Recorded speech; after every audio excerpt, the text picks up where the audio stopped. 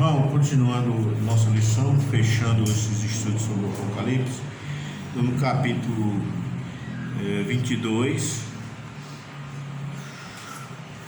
que é a última lição sobre o Apocalipse, nossa aqui, né? E não sei aí, né? Quando for a necessidade aí de Ezequiel e outras crianças ir para ali, né?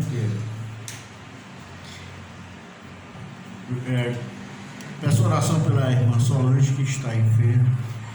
A todos aí pelo YouTube, sejam muito bem-vindos. E vamos fechar aí essa lição.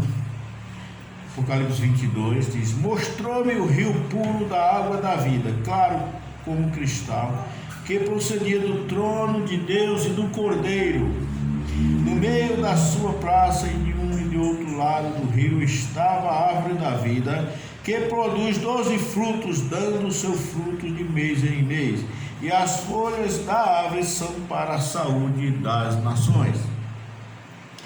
E ali nunca mais haverá maldição contra alguém, e nela estará o trono de Deus e do Cordeiro, e os seus servos o servirão. E verão o seu rosto, e nas suas testas estará o seu nome. E ali não haverá mais noite, não necessitando de lâmpada, nem de luz do sol, porque o Senhor Deus os ilumina, e reinarão para todo sempre. E disse-me: estas palavras são fiéis e verdadeiras, e o Senhor, o Deus dos santos profetas, enviou o seu anjo para mostrar aos seus servos as coisas que em breve hão de acontecer. Eis que presto venho, bem-aventurado aquele que guarda as palavras da profecia deste livro. E eu, João, sou aquele que vi e ouvi estas coisas, e havendo-as ouvido e visto, prostei-me aos pés do anjo que mais mostrava para o adorar. E disse-me: olha, não faça tal, porque eu sou conservo teu e de teus irmãos, os profetas, dos que guardam as palavras deste livro. Adora a Deus. E disse-me: não seles as palavras da profecia deste livro, porque próximo está o tempo. Quem é injusto, seja injusto ainda. Quem é sujo, seja sujo ainda. E quem é justo, seja justificado ainda. E quem é santo, seja santificado ainda. E esquecendo veio, o meu galardão está comigo, para dar a cada um segundo a sua obra. Eu sou o Alfa e o Ômega, o princípio e o fim, o primeiro e o derradeiro. Bem-aventurado aqueles que guardam os seus mandamentos, para que tenham direito à árvore da vida e possam entrar na cidade pelas portas. Mas ficarão de fora os cães, os feiticeiros, e os que se prostituem, e os homicidas, e os idólatras, e qualquer que ame e comete a mentira. E eu, Jesus, enviei o meu anjo para vos testificar estas coisas nas igrejas. Eu sou a raiz e a geração de Davi, a resplandecente estrela da manhã. E o Espírito e a esposa dizem: vem. E quem ouve, diga: vem. E quem tem sede, venha. E quem quiser, tome de graça da água da vida. Porque eu testifico a todo aquele que ouvir as palavras da profecia deste livro, que se alguém lhe acrescentar alguma coisa, Deus fará vir sobre ele as pragas que estão escritas neste livro. E se alguém tirar quaisquer palavras do livro desta profecia, Deus tirará a sua parte do livro da vida, e da cidade santa, e das coisas que estão escritas neste livro. Aquele que testifica estas coisas diz: certamente cedo venho. Amém. Ouve, ora vem, Senhor Jesus. A graça de nosso Senhor Jesus Cristo seja com todos vós. Amém. Amém. Deus coloca no nosso coração a sua palavra. Começando aqui, irmãos, que pode-se dizer que há algo figurado aqui. E com relação à árvore da vida, a gente sabe que essa cidade da Jerusalém Celestial, ela estará suspensa já desde o milênio, certo? Que ela é vista lá no capítulo 19, e ela desce do céu. E aí as folhas dessas árvores podem significar isso, né? Que será para a saúde das nações. já que na eternidade ninguém vai mais adoecer. Então Deus não está aqui colocando uma possibilidade de que exista pessoas com possibilidade de ser doente. Nós temos aqui o rio puro como cristal, que procedia do trono de Deus e do Cordeiro. É algo que emana e sai dali naturalmente. Todas essas coisas são visões reais, né? Que é um tipo de água pura que procede do trono de Deus e do Cordeiro. E aqui não fala que existe dois tronos, mas do trono, né? Mostrando aí uma unidade. Irmãos, quando diz aqui no versículo 3 que ali não haverá maldição contra alguém, nela estará o trono de Deus e do Cordeiro, e os seus servos o servirão. A gente só vê essa questão aqui, né? É como dizer, os seus escravos não serão mais escravos, os seus servos ministrarão. Esse vocábulo nós já vimos que não é doilos, né? Essa segunda parte, doilos é só os seus servos, agora deixarão de ser, os doilos deixarão de ser doilos agora, né? A gente viu na lição passada que os seus servos, esse termo servirão aqui é outro vocábulo, né? Grego, não mais doilos. Então na eternidade nós não seremos escravos de Deus, hoje nós somos. E o termo aqui dizendo que os que são escravos hoje, agora o adorarão. O vocábulo aqui poderia ser traduzido para os seus servos o adorarão, ou ministrarão uma adoração, ou estarão servindo. Então, a gente sabe que esse serviço não é de escravidão. Nós já vimos isso na lição passada. Ali não haverá maldição. Nós vemos que o milênio é diferente. No Isaías 65, versículo 20, é dito lá que lá não haverá criança, né, que não cumpra os seus dias. Então ninguém vai morrer criança no milênio, né? Todo mundo não vai ter aqueles caixãozinhos que tem na mortuária de 50 centímetros, não vai ter. Porque criança não irá morrer no milênio. E se uma pessoa morrer com 100 anos, as pessoas vão amaldiçoar aquela pessoa, dizer, era tão ruim que só durou 100 anos. Entendeu? Aqui é como diz aqui no capítulo 65, 20 de Isaías, que diz assim, né? Não haverá nela criança de poucos dias, nem velho que não cumpra os seus dias, porque o menino morrerá de 100 anos. Porém, um pecador de 100 anos será amaldiçoado. Quer dizer, quando alguém morrer com 100 anos, né, a vida será tão longa que, no milênio, que mesmo sendo 1000 anos de governo apenas, que alguém que morrer com 100 anos será amaldiçoado pelo povo. Dizer assim, rapaz, né? Alguma coisa ele fez, será amaldiçoado. Mas aqui mostrando que aquela situação que os adventistas dizem que é a mesma, que o testemunho de Jeová diz que é a mesma, não tem nada a ver, porque aqui diz que ali não, né? E ali nunca mais haverá maldição contra alguém. Em Apocalipse 22, 3. Mas no milênio haverá maldição. Que haverá pessoas ruins, né? Satanás estará preso, consequentemente os demônios já estarão banidos também, e os homens pecarão por sua própria ruindade mesmo, né? Pela sua própria maldade do coração. Porque se o homem não tivesse a sua própria maldade, Deus não teria, né, destruído a terra com um dilúvio. A maldade é do próprio homem. Quem pagou foi o homem, por causa da maldade do seu coração. Então, sem Satanás, ainda haverá pessoas ruins, né? E má, porque o pecado não terá sido eliminado ainda. Ali não haverá mais noite, não necessitarão de lâmpada nem de luz do sol, diferente do milênio também, né? Porque o Senhor Deus os iluminará e reinarão para todo o sempre, certo? Reinarão é porque o vocábulo aqui é reinarão, não é serão súditos. É uma vida de, né? Todos serão como se fossem reis.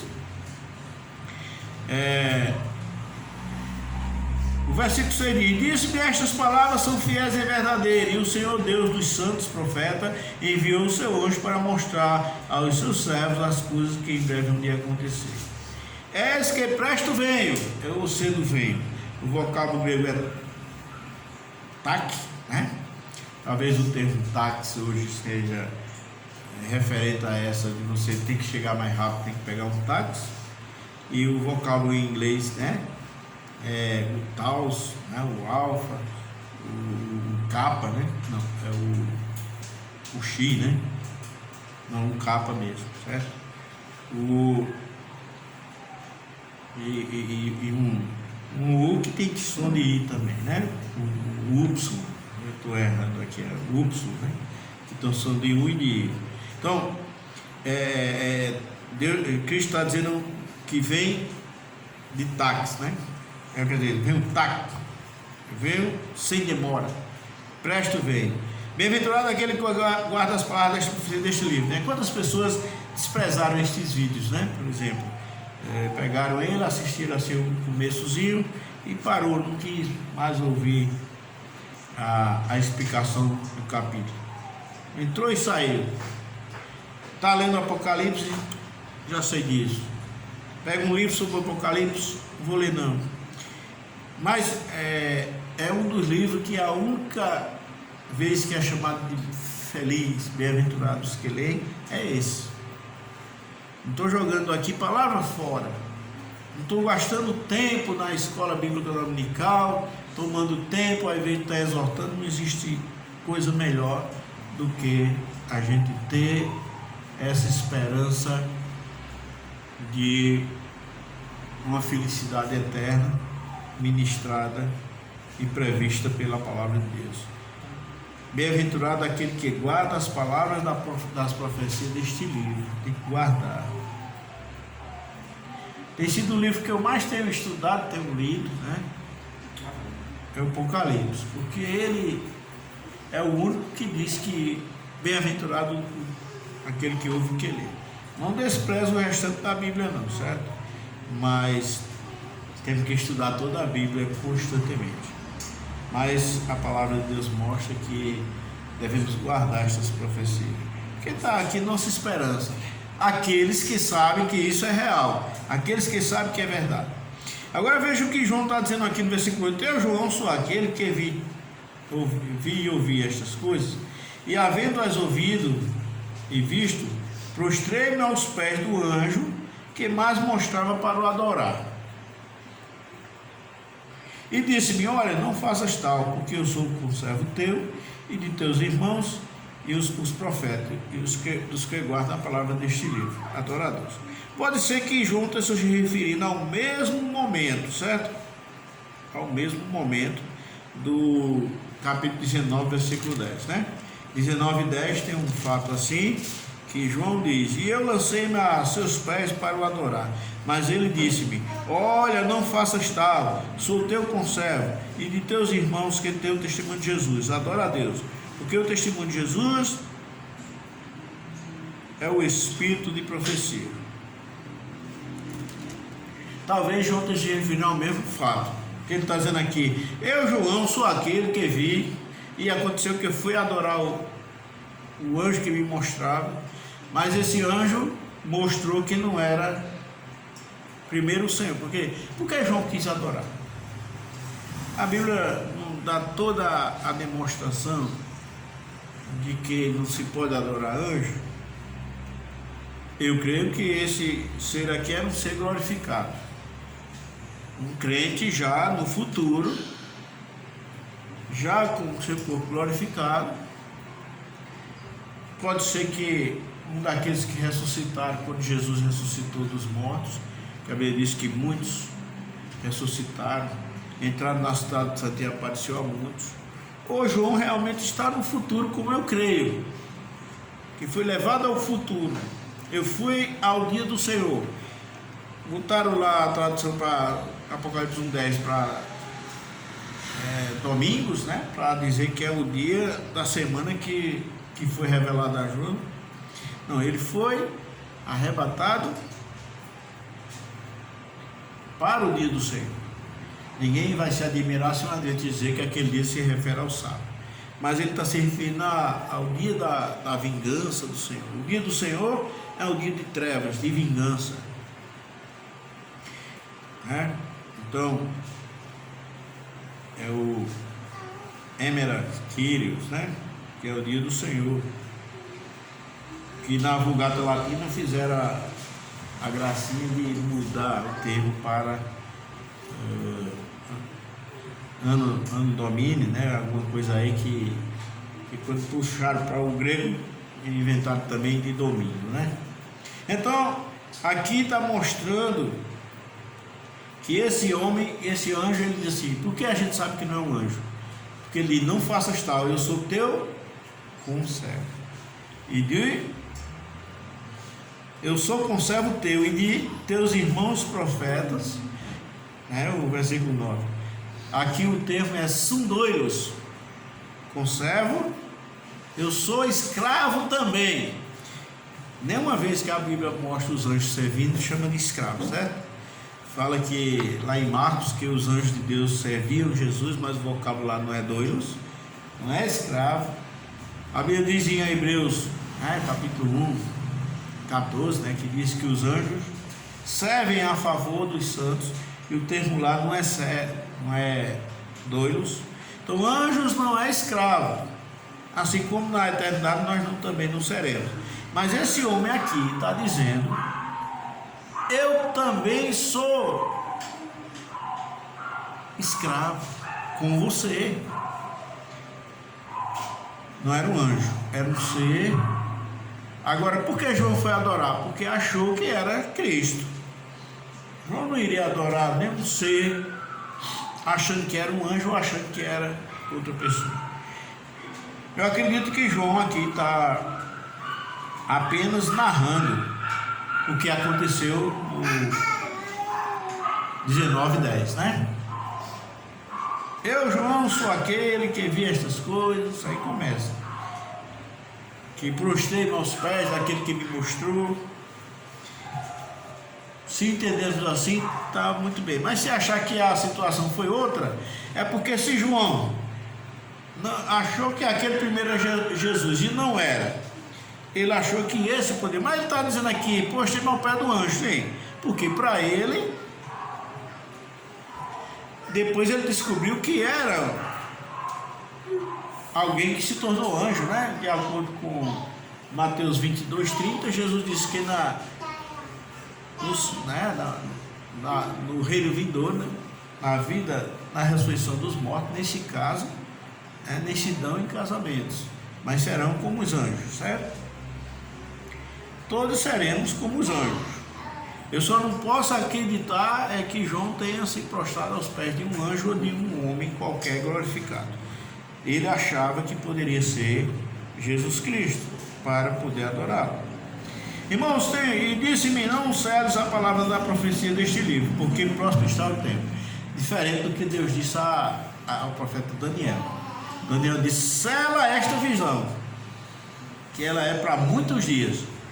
Mas João, como era o último, isso é a prova que Deus não ia revelar mais nada a ninguém. É esquecido. Aí diz assim: disse-me: não seles as palavras da profecia deste livro, porque próximo está o tempo. Ora, mas faz 2000 anos que João escreveu isso. Vai fazer, em 2100. Mas isso é para ser lido hoje. Tiago também fala que o tempo está próximo. Então alguém pega esses textos aqui, irmãos, e diz que não, as coisas do Apocalipse aconteceram no século 2 e 3, com a aflição que os crentes passaram naquele tempo. Está aqui, não seles a palavra da profecia deste livro, porque o tempo está próximo, está o tempo de acontecer. Então alguém usa isso. Mas Tiago também diz que o tempo está próximo na sua carta, e outros escritores do Novo Testamento.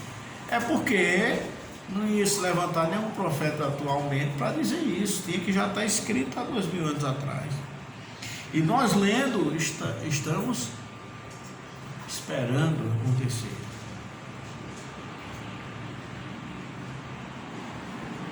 Irmão, o versículo 11 não é um mandamento não, para os injustos. Por quê? Por que não é?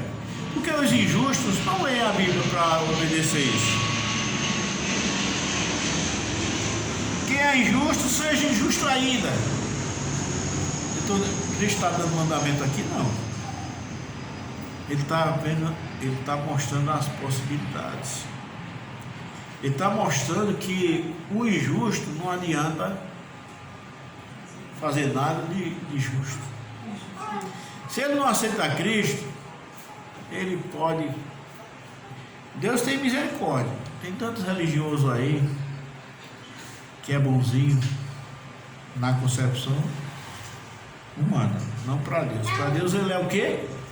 Trapo de imundícia. Isaías 64, você diz que perante ele nós somos como um imundo. E todos os nossos atos de justiça, não é o que eu faço de errado, não. É o que eu faço de justo. Todos os nossos atos de justiça são para ele como trapos de imundícia. Então Isaías está mostrando que quando você quer ir a Deus com a sua própria justiça, é uma coisa imunda. É igual o assassino mandar uma coroa para a família do morto, né? A família, quando vê o nome do assassino, vai picotar aquela coroa todinha, aquela coisa redonda lá que manda, né? Então, para Deus é assim também. Você é culpado da morte do filho dele. Se não aceitar o seu sangue, Deus só aceita com o sangue. Então, quem é injusto, seja injusto ainda. E quem é sujo, seja sujo ainda.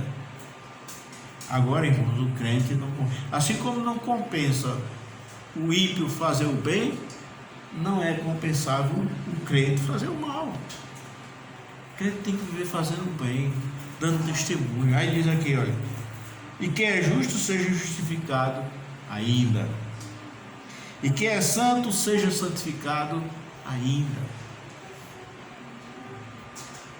Então, Cornélio não era um justo perante Deus, mas era um homem que, temente a Deus, que dava esmola aos da sua nação e orava de continuar ao Senhor. O que Deus fez? Teve misericórdia dele. Usou ele como o seu a primeira porta para o evangelho ser pregado aos gentios. Deus teve misericórdia. E Deus pode lhe enviar para a casa de uma pessoa dessa aí que está ajudando os pobres, está dando sopa para alimentar os pobres. Vá lá dizer a ele que ele precisa aceitar Jesus. Não fique só de longe. Coitado, pensa que vai se salvar fazendo isso. Não, vá lá avisar a ele, porque Deus teve compaixão de Cornélio, e Cornélio aceitou a mensagem quando Pedro pegou, né? Que o anjo disse a Cornélio, a gente imagina aqui que João está dizendo a mesma coisa no capítulo 8, do que aconteceu quando ele foi adorar o anjo lá também, porque as palavras de Cornélio, de Pedro, foram outras coisas, né? Porque nem tudo é dito no texto. Cornélio disse a Pedro que o anjo mandou chamá-lo, mas Pedro, quando explicou ao povo lá em Jerusalém, como foi que Pedro disse? Será que Pedro acrescentou, aumentou as palavras? Não, né? Apenas disse outras coisas que Cornélio entendia. Disse, um anjo apareceu a ele e disse, manda chamar Pedro, que ele te dirá palavras que te salvará tanto a ti como aos que te ouvem, aos que ouvirem. Mas nenhuma vez quando o anjo disse isso a Cornélio, essas palavras são ditas, e nem quando Cornélio diz a Pedro. Mas tudo isso foi dito. Então por isso que nós podemos entender que o versículo 8 aqui é o mesmo acontecimento do 19:10. Só que lá ele disse, eu sou conservo teu, dos teus irmãos e dos que guardam o testemunho de Jesus. E aqui diz dos que guardam as palavras deste livro, né? E dos profetas dos que guardam a palavra deste livro. Então, olha, um anjo guarda a palavra desse livro. Deus não escreveu esse livro para guardar. Então a gente já sabe que não era um anjo. Então a gente sabe, irmãos, que quem é injusto, ele pode fazer o que fizer de bom. É mesmo que você multiplicar 1 bilhão por zero. Dá 1 bilhão, né, Arthur? Dá zero. Então o ímpio fazendo bem. Então olha, na multiplicação, quem não entende matemática aqui, qualquer número multiplicado por zero é zero. Ele pode ser você pode botar algarismo à vontade, mas na hora que multiplicou por zero é igual à obra do ímpio, aquilo que o ímpio faz. Então Deus está dizendo assim: quem é injusto, seja injusto ainda, porque não compensa ser justo. Mas isso não é mandamento. Deus está mostrando aqui as condições do injusto, as possibilidades. Quem é sujo, seja sujo ainda, né? Agora o crente não. Quem é justo, seja justificado ainda. Quem é santo, seja santificado ainda. Irmãos, cuide da sua vida. Não deixe o ímpio ficar olhando para você. Lá, Paulo diz aos Tessalonicenses, né? Abstende-vos de toda aparência do mal. Não, mas eu estou fazendo nada. Não, você está dando aparência do mal. E a Bíblia diz: abstendo-vos da aparência do mal. Nada de mal que eu estou fazendo, está assim. Que as pessoas que estão olhando de longe não estão entendendo o que você está fazendo. E você está desobedecendo esse versículo, abstendo-vos da aparência do mal. Se brincar, está desobedecendo é outro também, né? Não está desobedecendo só isso. Esquecendo venho, o meu galardão está comigo, para dar a cada um segundo a sua obra. Galardão é pela obra, né? Em 2 João, versículo 8, que é o livro postado ao Apocalipse, né? Antes de Judas, antes de 3 João,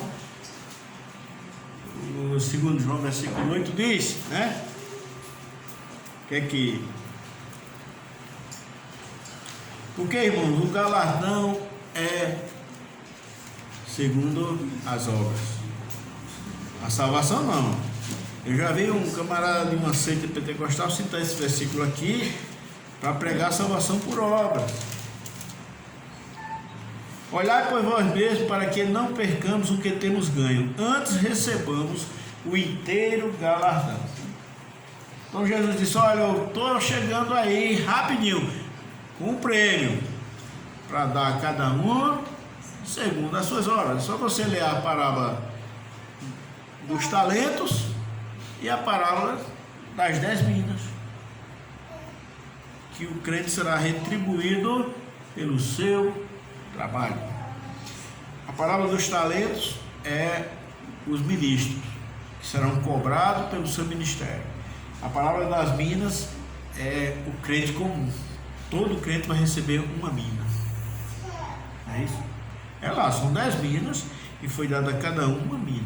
Mas os talentos não, foi dado 5 a um, 2 a outro, né? Um a outro.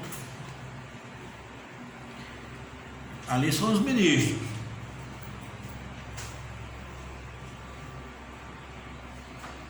Que vai ter que prestar conta. Esquecendo venho, o meu galardão está comigo para dar a cada um segundo a sua obra. Eu sou o alfa e o ômega, o princípio e o fim, o primeiro e o derradeiro. Isso é Jesus falando, né? Ele usa a primeira letra do alfabeto grego, alfa, e a última, ômega, e ele usa que ele é o primeiro e o último.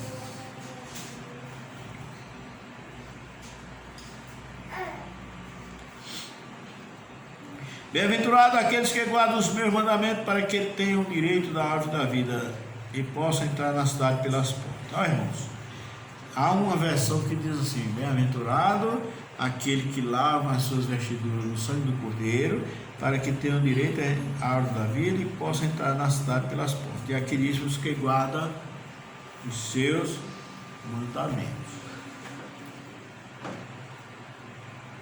Mandamento para crentes, irmãos, nós só temos que pensar em 2 Pedro 3:2, não é isso?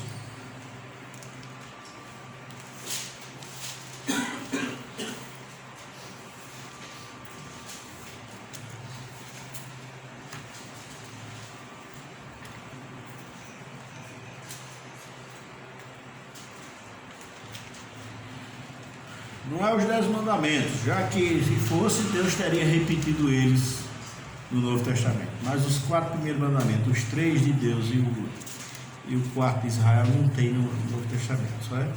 Ele repete os 6 últimos, mas os 4 primeiros não tem. Se fosse para guardar, teria. Então, 2 Pedro, 3:2. Para que vos lembrei das palavras que primeiramente foram ditas pelos santos profetas, está falando dos profetas do Velho Testamento, e do nosso mandamento, os apóstolos do Senhor e Salvador. Então, irmãos, mandamentos para crente é o Novo Testamento, Nós vivemos debaixo da lei de Cristo, não debaixo da lei de Moisés. Então, agora, por que essa versão? Essa versão foi aquela que acharam lá no... Estava presa lá no Vaticano, O Vaticano. Nos manuscritos alexandrinos lá. Quando os testemunhos de Jeová pegaram eles, que encontraram lá estaca de execução e outras falsificações. E lá não tem o texto da mulher adúltera, Lá, e lá, ao invés de ser guarda os seus mandamentos, lavaram. A gente sabe que quem lavou as vestiduras do sangue do Cordeiro foram os salvos da grande tribulação. Quando João pergunta,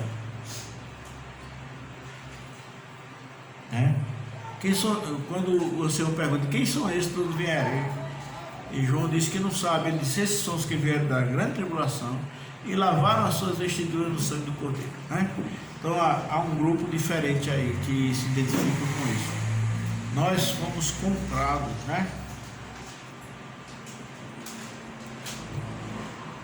com o sangue do Cordeiro. Então o versículo 15, quem vai ficar de fora? Mas ficarão de fora os cães, os feiticeiros, os que se prostituem, os homicidas, os idólatras e qualquer que ame e comete a mentira.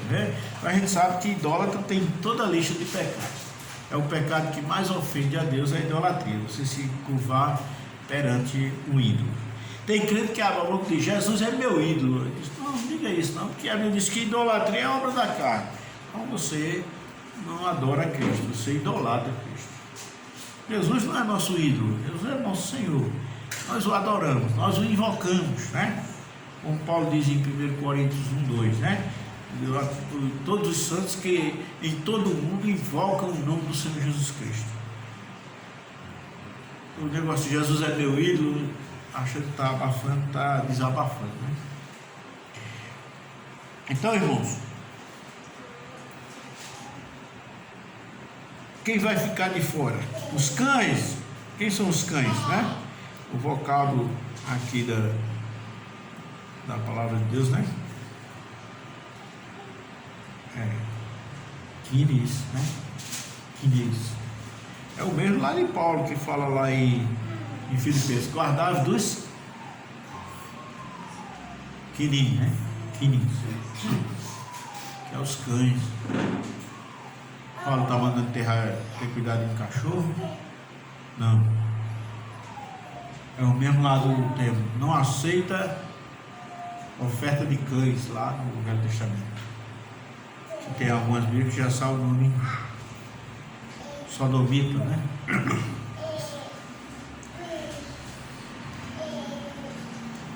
Deus não queria que aceitasse nem a oferta dos sodomitas, que são os gays, e nem das prostitutas. A prostituta não podia chegar lá no templo e botar oferta. Deus não queria a oferta que a prostituta ganhasse, usando seu corpo.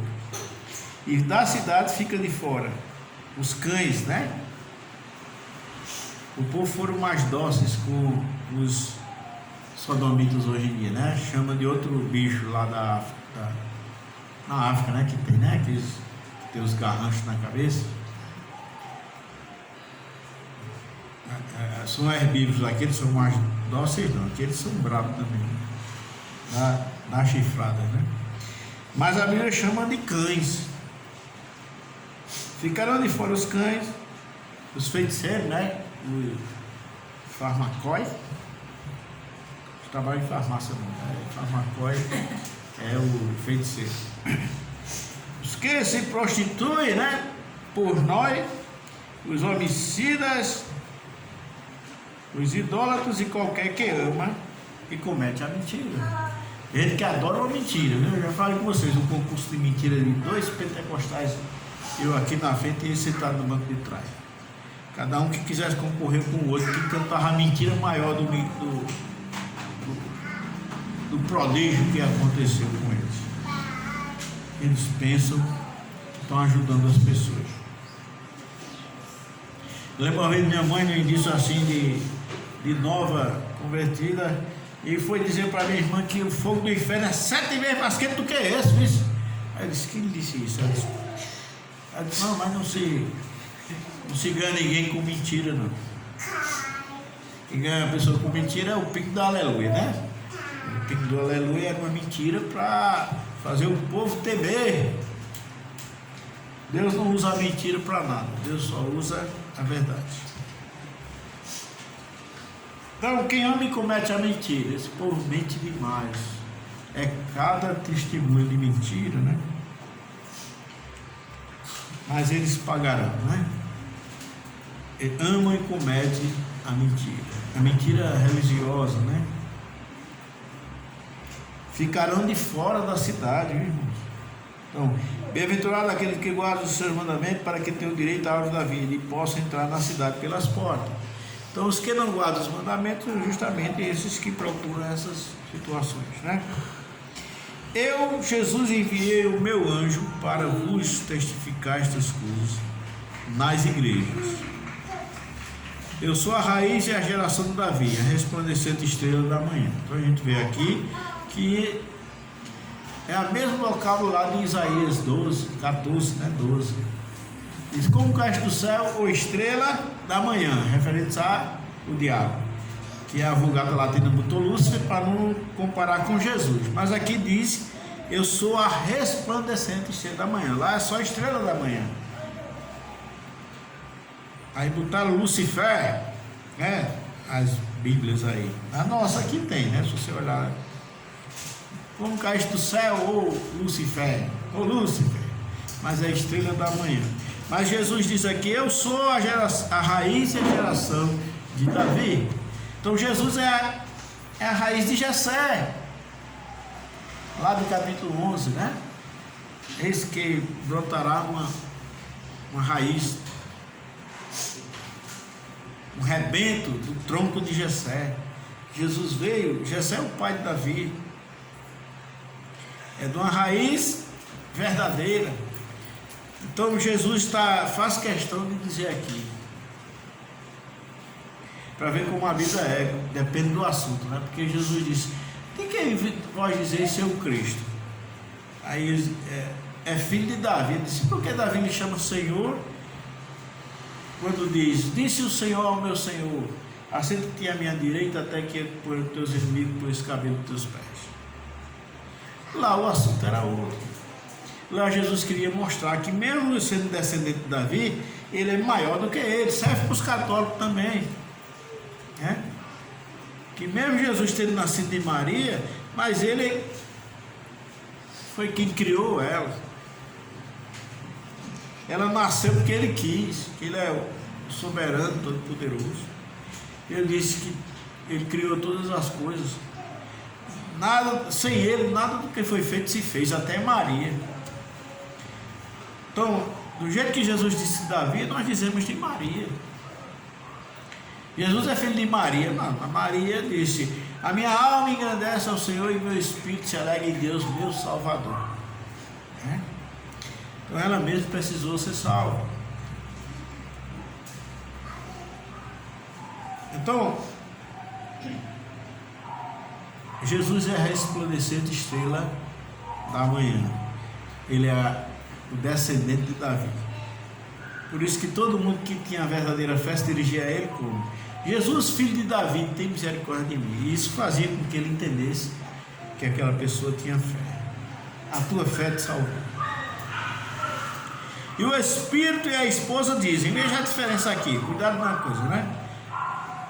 Se a igreja fosse a esposa aqui, a esposa é a cidade. O Espírito e a esposa dizem, o termo lá é Logan, do vocábulo Logan, né? Dizem vem.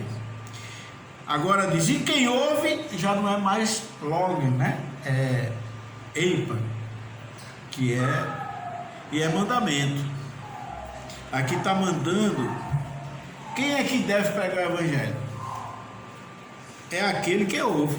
Porque quando eu escuto o evangelho, eu já tenho que pregar também. Que é que diz? O que ouve, diga, vem. Olha, mas o Espírito e a esposa dizem pelas escrituras. O Espírito pela pregação e a esposa pela esperança, que é a cidade que nós vamos morar dentro, né? Que é a esposa do Cordeiro. Não podemos ver outra esposa aqui sem ser a cidade, porque é a própria Bíblia que diz que a esposa do Cordeiro é a cidade, a Jerusalém Celestial. Pode estribuchar aí, teólogo, dizer que existe uma igreja universal que é esposa ou noiva. E o pior, no vocábulo grego aqui é nunfo, noiva. O Espírito e a noiva. Está lá nunfo, não está lá guna. E quem ouve, diga. Agora sim, o mandamento de dizer é para os crentes. Se a esposa fosse a igreja, ela não estava junto com o Espírito. E o Espírito diz, vem. E a noiva, e o que ouve, diga, venha, né? Porque aqui está mandando, diga, vem. Aqui está dando um mandamento, diga, né? É no indicativo mesmo, né? Quem ouve, diga, vem. E quem tem sede, venha. E quem quiser, tome de graça da água da vida. Então esse é um chamado, né, do Espírito pela palavra, pela pregação produzido por ele, da esposa pela esperança que nós estamos vendo, porque a Bíblia diz que Abraão se considerou peregrino na terra, porque já esperava uma cidade cujo artifício e arquiteto é Deus. Então já era uma esperança. Esse chamado é por essa esperança. A gente sabe que vai morar dentro dessa cidade.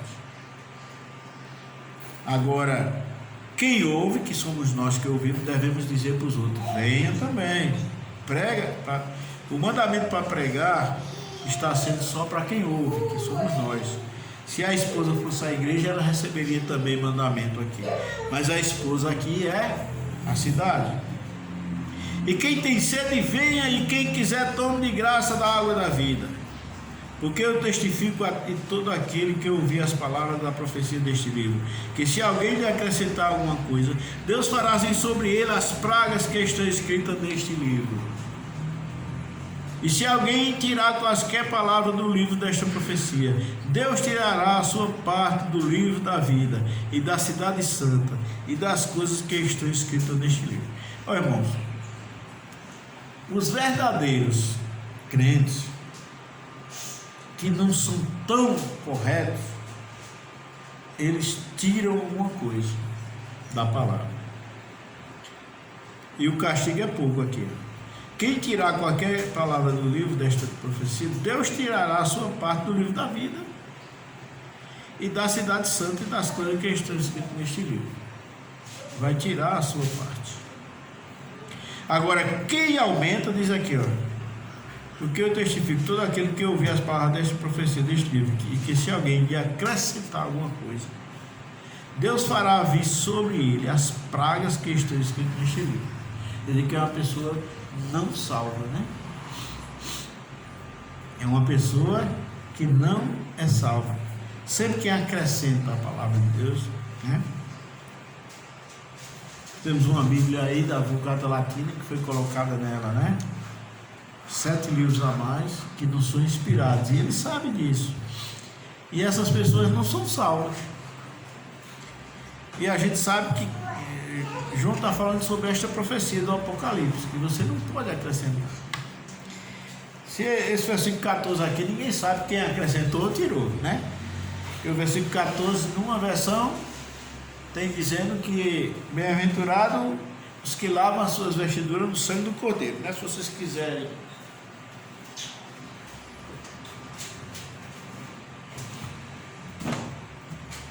tirar a prova, é porque, perdoe aí vocês, estão vendo o vídeo, eu não achei a versão aqui, acho que está lá em casa. É uma verde, é? Não, a verde está aqui. A verde também tem a mesma coisa do lavar as vestiduras. Porque a verde é baseada naquela, né? Então ninguém sabe aqui, né? Eu acredito que essa aqui seja real, né? Que é mais conceituada do que aquela. E alguém que fez isso, ele acrescentou alguma coisa. Aquele que testifica essas coisas diz: certamente cedo venho, né? O vocal tá aparece de novo aqui. Amém. Ora, vem Senhor Jesus, né? Alguém diz assim que